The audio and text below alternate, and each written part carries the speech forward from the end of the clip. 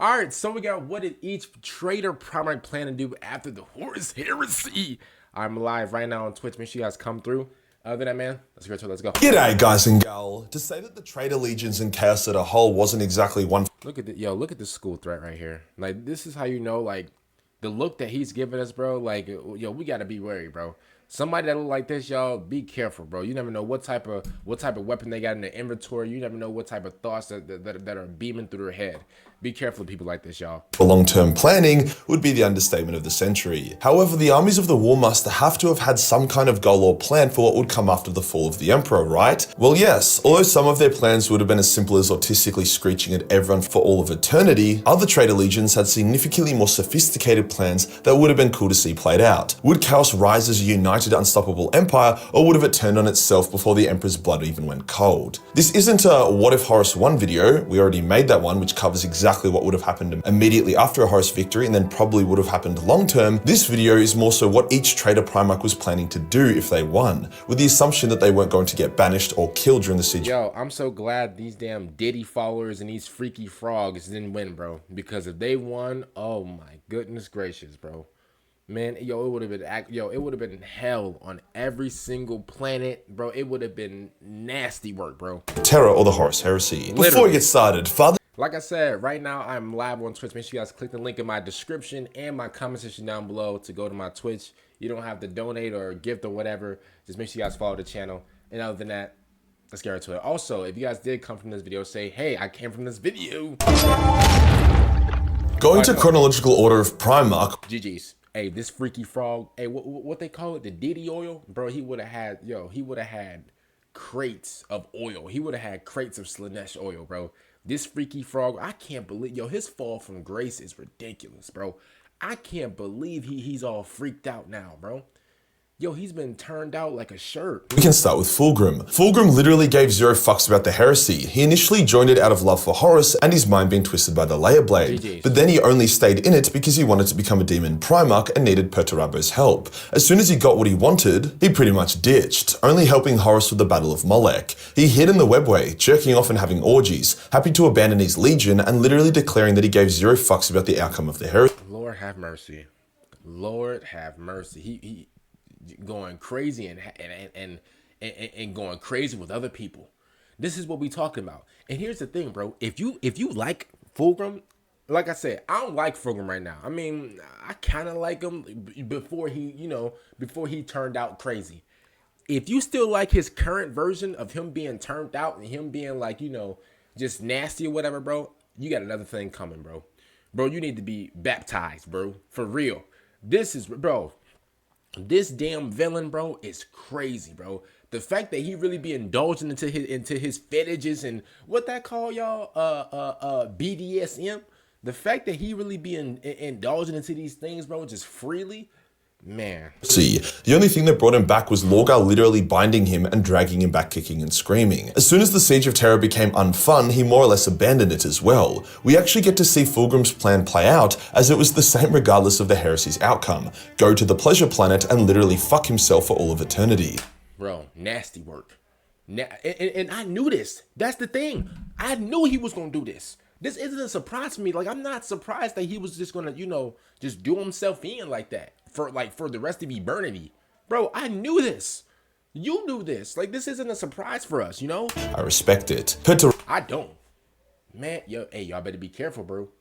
Hey, y'all know me. I'm not perfect, but when y'all indulge too much into like, sexual activity, whether it's, by yourself with other people, when you indulge into these things too much, y'all, it can really mess with you. Especially, I speak in the POV of a man, bro. Especially if you're a man, bro. I understand, like, sexual activity is healthy or whatever, bro. But when you indulge yourself, like they said, I think it's like a saying of like, oh, too much of something is bad for you, whatever. And if I'm being honest with you, bro, that couldn't be more true, bro. That couldn't be more true, bro. For real. Be careful, y'all. I know some of y'all like to go out there and go crazy, but be careful, bro. You might wake up and catch some. All of a sudden, you're like, let me go use the bathroom. You using the bathroom. All of a sudden, bro, it's like you got lava down there, bro. For real. I'm not even trying to be that guy, but It happens to some people. Be careful, y'all. Brabo, on the other hand, was a lot more sophisticated. Perty treated the Horus Heresy like a legion war. He abhorred the use of demons or the warp and relied on the— Oh, and look at him. Bro, I know he hot. He look like a pressure cooker. He look like a PC right now. Yo, I'm pretty sure that's, let me see. Is that an Ethernet cord right there? That look like an HDMI cord right there too. Yo, this is crazy. Yo, he just looks hot. Pause. strength of iron and will. His initial plan was to outmaneuver the Loyalists and force them to surrender, sparing the lives of the Emperor and his Loyalist brothers and making Horus the new Emperor. As the heresy got nastier, this naive plan began to fade, but Perty still maintained he and his legion's purity. During the siege, he fought with tactics, technology, and space marines. His plans did not account for demons and sorcery, as he disagreed with it. When he realized that any form of plan he had was invalid, regardless of who won, as Horus was literally turning Terra into a living hell and then planned on flooding the galaxy with demons and warp sorcery, he left the siege. His plan was to raise up Horus as the new Emperor of humanity, with himself as Horus's right-hand man, his chief builder and architect who would raise up the new Imperium. He basically wanted to be Rogal Dorn. I mean, fuck, even when he spoke of his goals, it was always to humble and humiliate. Man, look at him. Look at him, man. Look how dried out he looks, man. Man, I wouldn't wish this on my worst enemy. Look how dried out he looks. Look how stressed out he looks, bro. Bro, even his hair lost the nutrients, bro. Oh, man. Yo, I couldn't be in Warhammer, bro. If I was in Warhammer, bro, I would lose all my vitamins. Rogal. He rarely spoke of actually killing his brother. When he saw that Horus was not a worthy emperor and that he had just been used, he ditched the traitor's cause, his plans crumbling as he did so. If any of the traitor Primarchs could be said to have no real plan at all, it would have been Konrad Curze, unless you consider being the galaxy's biggest fucking pest as a plan. Konrad was driven by one concept, that fate was always ordained. Hence, if his foresight told him to be a murdering asshole, then it wasn't his fault and he would have no guilt, since he had no choice. Every time I can't stand him. Y'all know, hey, listen, I don't care what y'all say. Oh, Conrad's cool. That's what y'all say in the comments all the time. I don't think he's cool at all. As a matter of fact, bro, I think this man's legit a school menace, bro. This man's legit a school bully, bro. He walks into the school every single day at 7 a.m., bro, picks people up, turn them upside down, shake them so all the coins can come out. This man is legit a menace to society. He got blood on his nails and on his, armor. He's just, look at his face. Like, bro, he looks 70 in high school. Like, what's going on? this idea was challenged or proven wrong, Konrad would freak the fuck out, because if he did actually have freedom of choice and had been choosing to be evil, the guilt and shame of his actions would be unbearable. So with that, Konrad just kind of followed the plan set out by his foresight, which was being a pain in the ass. He basically suicide charged his legion at the Dark Angels, losing most of them in the process for a laugh. He terrorized Macragge for a laugh. He was just a fucking pest for a laugh. There was no plan here, no grand scheme. He had already abandoned the heresy by the time the siege rolled on through, and he ended up more or less killing himself. So yeah, great plan, buddy. Now you could say the same for Angron, but he did actually have a plan. It wasn't the most sophisticated, but he had one. He was extremely salty at the Emperor for kidnapping him and leaving his gladiator brothers and sisters to die without him. He was even saltier that the Emperor never told him why he did it. So his plan was basically that he would tear down and take away everything his father held dear, just as his father had done to him. Then he would beat the Emperor down to his knees and force him to tell him why he took Angron, why he didn't send his forces down to save his people, why he treated the other Primarchs with respect and allowed them to have their empires and father figures when Angron was treated like the slave he had always been. Then when the Emperor finally confessed, Angron would tear him apart. Yo, Angron, I'm gonna be honest with you. I mean, that fantasy sounds pretty cool and all. Like, I don't mean to laugh at you because guess what, bro? As us humans, bro, we all go through these unfortunate situations where, we don't have our father and, and our father decides to go and, leave us or whatever. And I understand, like, bro, that happens. Yeah, bro, I should know that. But one thing you have to understand is, bro, I love being delusional. Sometimes I think some of my success comes from me being delusional, but at the same time, I'm like, wait a minute. Right there, I'm being delusional because a lot of my success comes from God. Then I knock on my head a little bit. I'm like, all right, okay, I'm good now. But I'm going to be honest with you. Being delusional is actually not that bad. This level of delusional is nasty work. Let me tell you why this is nasty work. It's the damn Emperor. This is the Emperor. This ain't like no regular, little Primarch or whatever. This is legit the Emperor. Now, I'm going to be honest with you. That's going to be quite hard to do. Try to, beat him up and try to, do a little, what's that one movie? Kung Fu Panda. Whenever the big cheetah, villain dude was beating up his master Shifu, whatever. Why, bro? Why? What I'm gonna be honest with you. I know you want like you wanted that whole scene. Yo, it's the Emperor. That's gonna be really hard to do. You can't really give the 5 knuckle shuffle to the Emperor, bro. It's the damn Emperor. I don't think bro. You wouldn't even be able to like. No, what is he? Again, and his situation is unfortunate. This is why I'm like, dang man, like I understand his pain and everything, but at the end of the day, bro, like. Like... As for what would come after, Angron hadn't really thought about it. He cared little for the Empire or Horus or the Imperium or ruling. Likely, he would have just joined in on the orgy of destruction, attacking the remaining loyalist forces scattered throughout the galaxy, or maybe even just attacking the other traitor legions. After the Emperor was dead, there was no plan for Angron. I mean, if he remained immortal, I assume his plan would have been similar to Konrad's, that being suicide. Now onto someone that did actually have a bit of a plan. Unlike most of his brothers, Mortarion didn't go completely insane. The Death Guard were one of the most coherent and unified of the legions, and were extremely effective during the Siege of Terra. Horus actually made Mortarion the commander when he wanted to transition. Ooh, look at his mouth.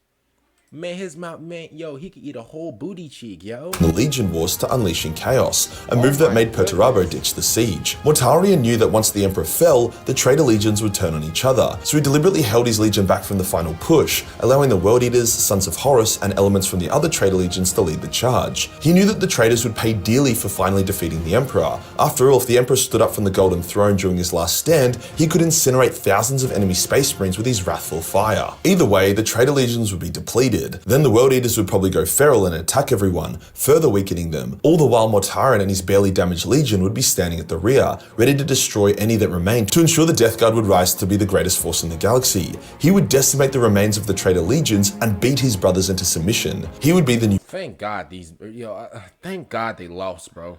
Oh my God, bro. Thank you, Lord. Bro, man, if they won, bro...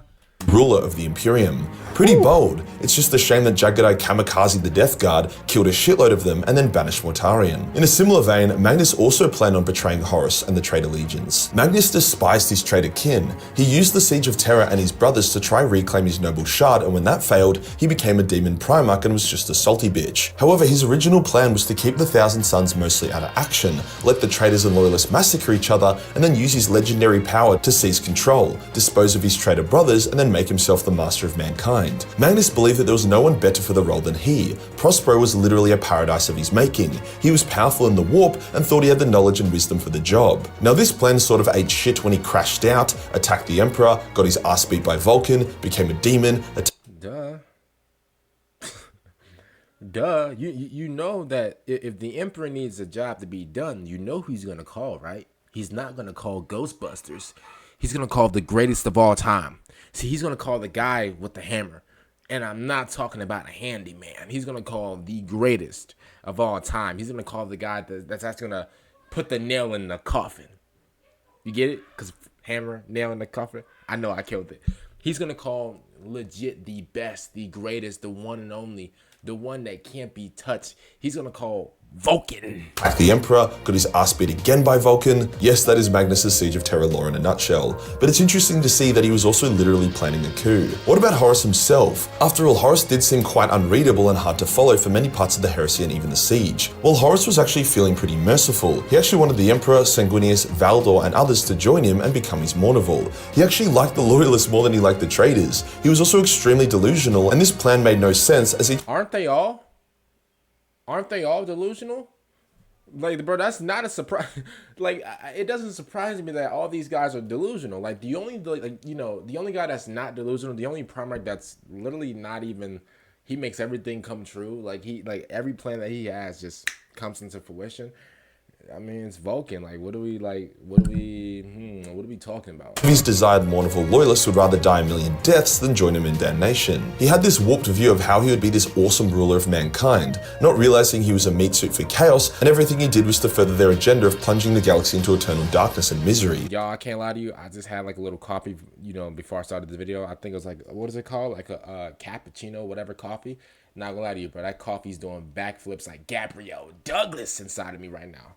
My lord. Obviously, no one really plans to be like, my goal is to make everything extremely shit, not even Horus. However, the idea that the galaxy would turn out as anything but extremely shit under his rule was Horus's gigantic delusion. Lorgar's plans were quite flexible. At first, he put the entirety of his faith into Horus, focusing on corrupting him and supporting him as Warmaster. However, Lorgar had a special view of chaos. He wanted to create a harmony of chaos and humanity. For his possessed warriors, he wanted it to be a merging of two souls working symbiotically. He did not want a demon to override a soul of the human, seeing such things as abominations. You could say he had quite a naive view of things, but that was his plan. However, when he saw that Horus wasn't following his exact desired path to chaos, and that Horus would lead them all to eternal suffering, damnation, and a humanity ruled by demons, not working with them, he changed his plan and staged a mutiny. He enslaved Fulgrim to his will, lured Horus to a world, and prepared to slaughter Horus and his legion and take control, becoming the new Warmaster of Chaos. However, Horus was forewarned of Lorgar's betrayal, and the word-bearer binding Fulgrim did not unleash him upon Horus, as he was more loyal to Horus than Lorgar. So Lorgar got his ass beat hard and was banished from the Heresy, his plan in tatters. Lorgar merely watched the rest of the Heresy play out from the sidelines,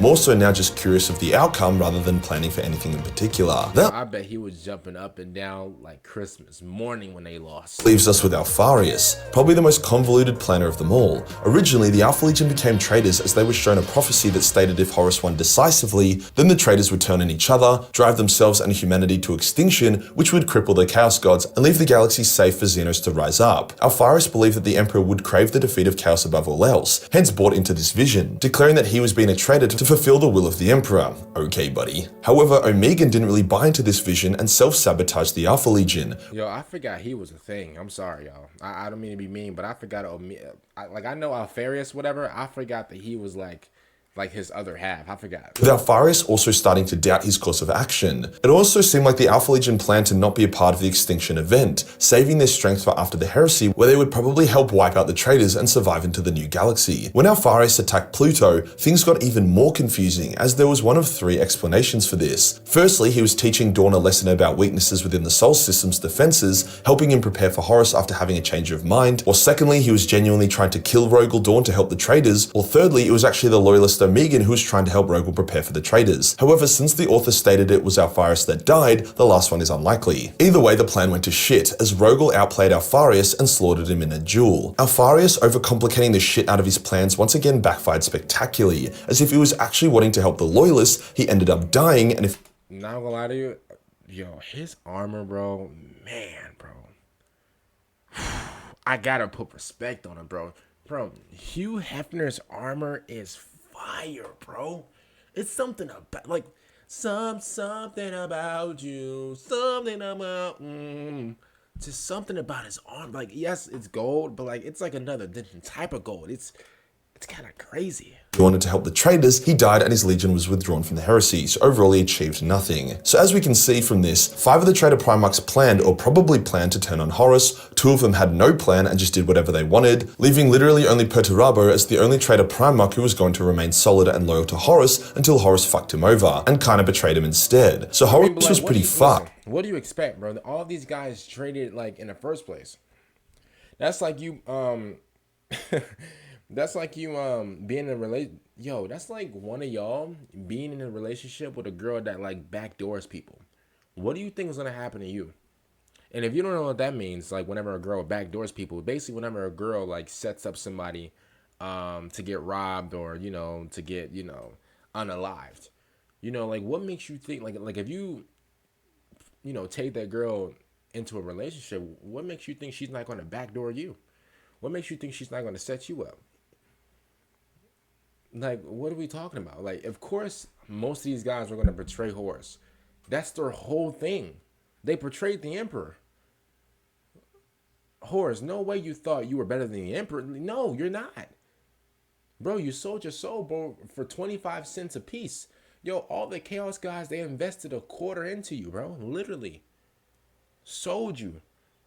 Bro, they gave away, they gave Horus like a bag of Lay's potato chips, bro, and some Fritos and a bag of apples to get a part of your soul. And you just wanted to feel something. What makes you think, bro, they were all going to betray Horus? Duh.